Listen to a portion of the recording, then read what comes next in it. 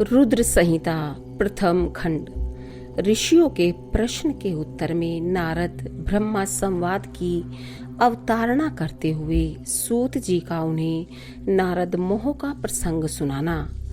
काम विजय के गर्व से युक्त हुए नारद का शिव, ब्रह्मा तथा विष्णु के पास जाकर अपने तप का प्रभाव बताना। विश्वोद्भव स्थिति लयादिषु हेतुमेकं गौरीपतिं विदित तत्त्वमनंत कीर्तिं मायाश्रयं विगत मायं चिन्त्य रूपं बोध स्वरूपं मलम ही शिवम नमामि। जो विश्व की उत्पत्ति, स्थिति और लय आदि के एकमात्र कारण हैं, गौरी गिरिराज कुमारी उमा के पति हैं, तत्वज्ञ हैं, जिनकी कीर्ति का कहीं अंत नहीं है, जो माया के आश्रय होकर भी उससे अत्यंत दूर हैं तथा जिनका स्वरूप अचिंत्य है, उन विमल बोध स्वरूप भगवान शिव को मैं प्रणाम करता हूँ। वंदे शिवम तम प्रकृतिरेणादिम प्रशांतमेकम पुरुषोत्तम ही स्वयं मायाया कृत्सनमिदं ही सृष्ट्वा नभो वदंत बहिरा स्थितो यः। मैं स्वभाव से ही उन अनादि शांत स्वरूप एकमात्र पुरुषोत्तम शिव की वंदना करता हूँ, जो अपनी माया से इस संपूर्ण विश्व की सृष्टि करके आकाश की भांति इसके भीतर और बाहर भी स्थित हैं। वंदे अंतरस्थम निज गूढ़ रूपम शिवम स्वत सृष्टुमिदम विचस्टे जगन्ति नित्यं परितो भ्रमन्ति यत् सन्निधो चुंबक लोहवत्तम। जैसे लोहा चुंबक से आकृष्ट होकर उसके पास ही लटका रहता है, उसी प्रकार ये सारे जगत सदा सब और जिसके आसपास ही भ्रमण करते हैं, जिन्होंने अपने से ही इस प्रपंच को रचने की विधि बनाई थी, जो सबके भीतर अंतर्यामी रूप से विराजमान है तथा जिनका अपना स्वरूप अत्यंत गूढ़ है, उन भगवान शिव की मैं सादर वंदना करता हूँ। व्यास जी कहते हैं, जगत के पिता भगवान शिव, जगन्न माता कल्याणमयी पार्वती तथा उनके पुत्र गणेश जी को नमस्कार करके हम इस पुराण का वर्णन करते हैं। एक समय की बात है, नैमिषारण्य में निवास करने वाले शौनक आदि सभी मुनियों ने उत्तम भक्ति भाव के साथ सूत जी से पूछा। ऋषि बोले, महाभाग सूत जी, विद्येश्वर संहिता की जो साध्य साधन खंड नाम वाली शुभ एवं उत्तम कथा है, उसे हम लोगों ने सुन लिया। उसका आदि भाग बहुत ही रमणीय है तथा वह शिव भक्तों पर भगवान शिव का वात्सल्य स्नेह प्रकट करने वाली है। विद्वान, अब आप भगवान शिव के परम उत्तम स्वरूप का वर्णन कीजिए, साथ ही शिव और पार्वती के दिव्य चरित्रों का पूर्ण रूप से श्रवण कराइए। हम पूछते हैं, निर्गुण महेश्वर लोक में सगुण रूप कैसे धारण करते हैं? हम सब लोग विचार करने पर भी शिव के तत्व को नहीं समझ पाते। सृष्टि के पहले भगवान शिव किस प्रकार अपने स्वरूप से स्थित होते हैं, फिर सृष्टि के मध्यकाल में वे भगवान किस तरह क्रीड़ा करते हुए सम्यक व्यवहार बर्ताव करते हैं, और सृष्टि कल्प का अंत होने पर वे महेश्वर देव किस रूप में स्थित रहते हैं। लोक कल्याणकारी शंकर कैसे प्रसन्न होते हैं और प्रसन्न हुए महेश्वर अपने भक्तों तथा दूसरों को कौन सा उत्तम फल प्रदान करते हैं, यह सब हमसे कहिए। हमने सुना है कि भगवान शिव शीघ्र प्रसन्न हो जाते हैं। वे महान दयालु हैं, इसलिए अपने भक्तों का कष्ट नहीं देख सकते। ब्रह्मा, विष्णु और महेश, ये तीन देवता शिव के ही अंग से उत्पन्न हुए हैं। उनके प्राकट्य की कथा तथा उनके विशेष चरित्रों का वर्णन कीजिए। प्रभु, आप उमा के आविर्भाव और विवाह की भी कथा कहिए। विशेषतः उनके गृहस्थ धर्म का और अन्य लीलाओं का भी वर्णन कीजिए। निष्पाप सूत जी, आपको ये सब तथा दूसरी बातें भी अवश्य कहनी चाहिए। सूत जी ने कहा, मुनीश्वरों, आप लोगों ने बड़ी उत्तम बात पूछी है। भगवान सदाशिव की कथा में आप लोगों की जो आंतरिक निष्ठा हुई है, इसके लिए आप धन्यवाद के पात्र हैं। ब्राह्मणों, भगवान शंकर का गुणानुवाद सात्विक, राजस और तामस तीनों ही प्रकृति के मनुष्यों को सदा आनंद प्रदान करने वाला है। पशुओं की हिंसा करने वाले निष्ठुर कसाई के सिवा दूसरा कौन पुरुष उस गुणानुवाद को सुनने से उब सकता है? जिनके मन में कोई तृष्णा नहीं है, ऐसे महात्मा पुरुष भगवान शिव के उन गुणों का गान करते हैं, क्योंकि वह गुणावली संसार रूपी रोग की दवा है, मन तथा कानों को प्रिय लगने वाली और संपूर्ण मनोरथों को देने वाली है। ब्राह्मणों, आप लोगों के प्रश्न के अनुसार मैं यथा बुद्धि प्रयत्न पूर्वक शिवलीला का वर्णन करता हूँ। आप आदर पूर्वक सुने। जैसे आप लोग पूछ रहे हैं, उसी प्रकार देवर्षि नारद जी ने शिव रूपी भगवान विष्णु से प्रेरित होकर अपने पिता से पूछा था। अपने पुत्र नारद का प्रश्न सुनकर शिव भक्त ब्रह्मा जी का चित्त प्रसन्न हो गया और वे उन मुनि शिरोमणि को हर्ष प्रदान करते हुए प्रेम पूर्वक भगवान शिव के यश का गान करने लगे। एक समय की बात है, मुनि शिरोमणि विप्रवर नारद जी ने, जो ब्रह्मा जी के पुत्र हैं, विनीत चित्त हो तपस्या में मन लगाया। हिमालय पर्वत में कोई ऐसी गुफा थी जो बड़ी शोभा से संपन्न दिखाई देती थी। उसके निकट देव नदी गंगा निरंतर वेग पूर्वक बहती थी। वहां एक महान दिव्य आश्रम था जो नाना प्रकार की शोभा से सुशोभित था। दिव्यदर्शी नारद जी तपस्या करने के लिए उसी आश्रम में गए। उस गुफा को देखकर मुनिवर नारद जी बड़े प्रसन्न हुए और सुदीर्घ काल तक वहां तपस्या करते रहे। उनका अंतःकरण शुद्ध था। वे दृढ़ता पूर्वक आसन बांधकर मौन हो प्राणायाम पूर्वक समाधि में स्थित हो गए। ब्राह्मणों, उन्होंने वह समाधि लगाई जिसमें ब्रह्मा का साक्षात कराने वाला अहम ब्रह्मास्मि, मैं ब्रह्मा हूँ, यह विज्ञान प्रकट होता है। मुनिवर नारद जी जब इस प्रकार तपस्या करने लगे, उस समय यह समाचार पाकर देवराज इंद्र कांप उठे।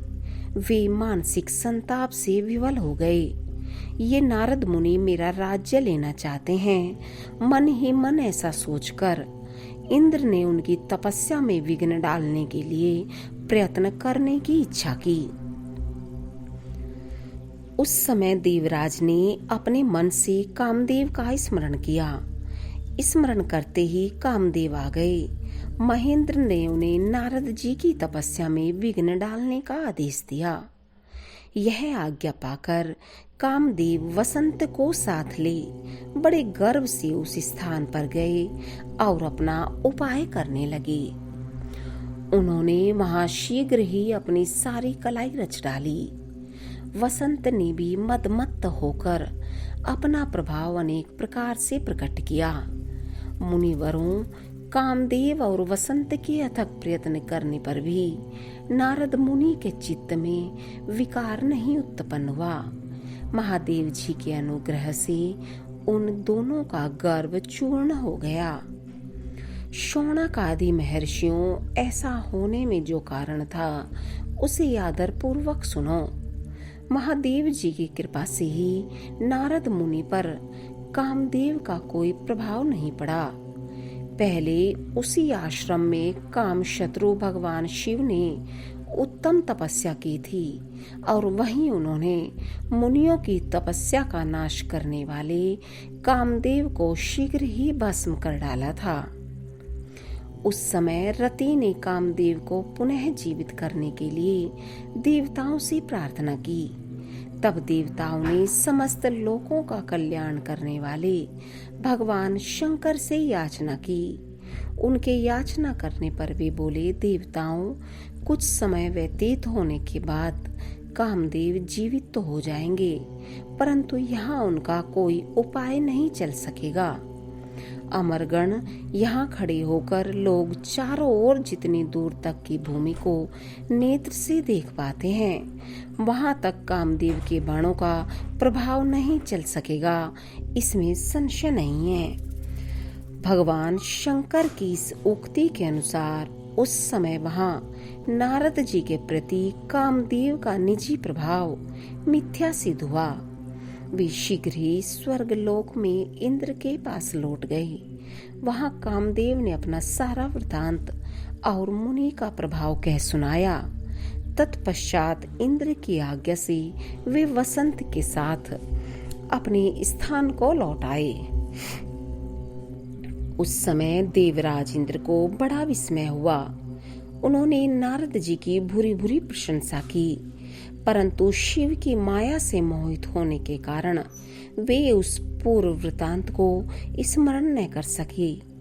वास्तव में इस संसार के भीतर सभी प्राणियों के लिए शंभु की माया को जानना अत्यंत कठिन है। जिसने भगवान शिव के चरणों में अपने आप को समर्पित कर दिया, उस भक्त को छोड़कर शेष सारा जगत उनकी माया से मोहित हो जाता है।